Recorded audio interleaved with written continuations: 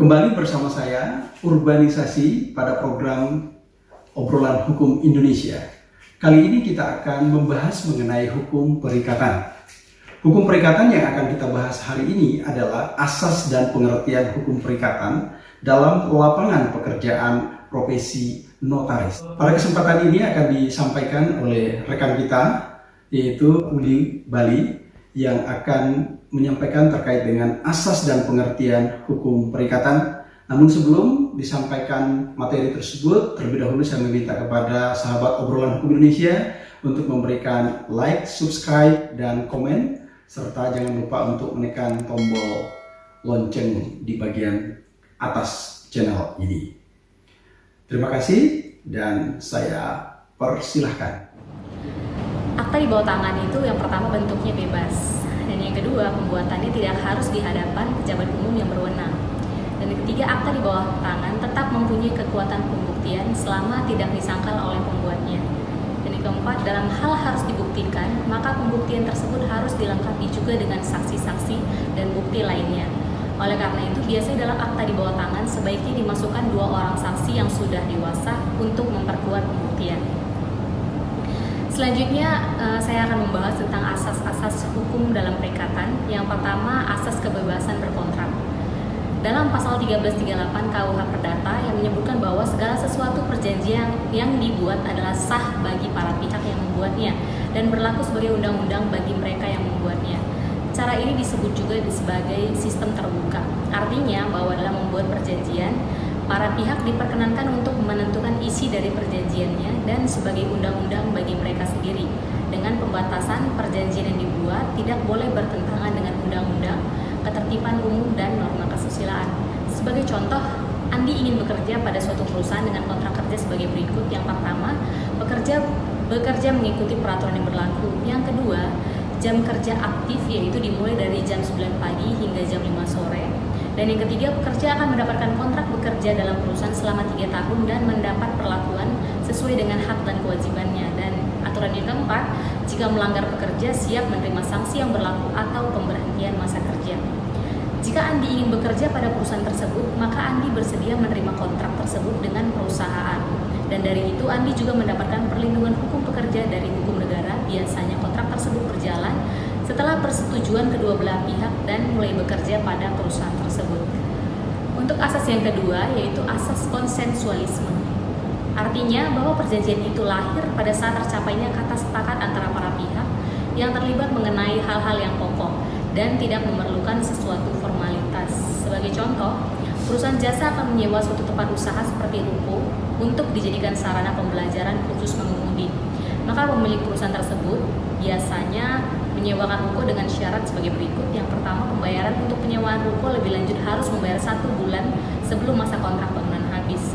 Yang kedua, menjaga keutuhan serta kelengkapan bangunan. Dan yang ketiga, dapat melakukan pencicilan uang penyewaan bangunan maksimal 6 bulan dalam setahun, berlaku kelipatan dengan bunga 5% per bulan.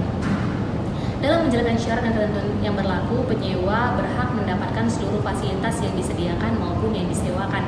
Dan apabila melanggar syarat dan ketentuan tersebut, penyewa bersedia mendapatkan sanksi yang berlaku. Untuk pengesahan perjanjian tersebut biasanya disertai saksi dan tanda tangan di atas materai sebagai bukti keterkaitan.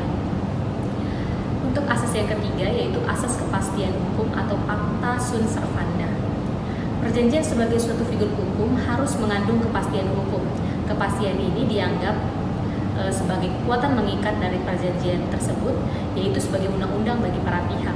Sebagai contoh, anak-anak dari ayah dan ibu yang telah meninggal sepakat membuat akta waris di notaris. Pembagian harta yang telah disepakati bersama dan telah disahkan melalui akta autentik. Akta waris yang dibuat berlaku sebagai undang-undang dan mengikat para pihak. Apabila ada pihak yang tidak setuju dan ingin menggugat, maka haruslah penggugat yang membuktikannya. Asas yang selanjutnya yaitu asas itikat baik, bahwa suatu perjanjian yang dibuat haruslah dilaksanakan dengan mengindahkan norma-norma kepatutan dan kesusilaan, yang berarti bahwa perjanjian itu harus dilaksanakan sedemikian rupa sehingga tidak merugikan salah satu pihak. Sebagai contoh, perjanjian antara pengusaha dengan pemilik tempat, maka pengusaha harus memiliki syarat. Yang pertama, melakukan usaha berjualan setiap hari. Yang kedua, setiap bulan harus melakukan pembayaran senilai 2 juta rupiah. Yang ketiga, apabila ada kerusakan kecil merupakan tanggung jawab dari pengusaha. Dan yang terakhir, senantiasa menjaga kebersihan tempat usaha. Dalam menjalankan syarat ketentuan yang berlaku, pemilik tempat berhak atas biaya sewa maupun kebersihan tempat yang disewakan. Dan apabila pengusaha melanggar syarat dan ketentuan tersebut, pengusaha bersedia mendapatkan sanksi yang berlaku. Untuk pengesahan perjanjian tersebut biasanya disertai saksi dan tanda tangan di atas materai sebagai bukti keterkaitan hukum. Dan asas yang terakhir yaitu asas keseimbangan, bahwa kreditur mempunyai kekuatan untuk menuntut prestasi jika diperlukan, dapat menuntut pelunasan prestasi melalui kekayaan dari debitur. Namun kreditur memikul beban untuk melaksanakan perjanjian tersebut dengan itikat baik, sehingga kedudukan kreditur dan debitur seimbang. Sebagai contoh, perjanjian jual beli apartemen antara pembeli dan developer. Perjanjian dibuat harus seimbang antara pembeli maupun developer, tidak menguntungkan hanya dari salah satu pihak. Apabila pembeli telah lunas membeli apartemen, maka pembeli berhak menerima akta jual beli dan developer berhak menerima pembayaran dan harus menyerahkan akta jual beli kepada pemilik apartemen.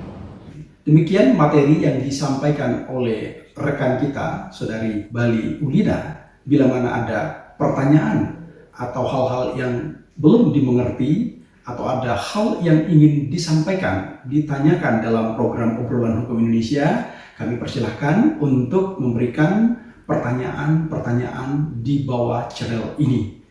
Dan kami akan merespon melalui program khusus, yaitu melalui Telegram maupun WhatsApp ataupun Facebook yang akan kami sampaikan pada channel ini. Kemudian kepada seluruh rekan-rekan yang telah mengikuti materi ini, diminta untuk terus mengikuti, mengupdate, dan melakukan sharing atau share ke pihak-pihak terkait, pihak-pihak yang lain untuk menunjang program ini sebagai suatu program berkelanjutan untuk pendidikan ataupun peningkatan pemahaman hukum, khususnya perikatan. Demikian obrolan hukum Indonesia. Salam sukses selalu.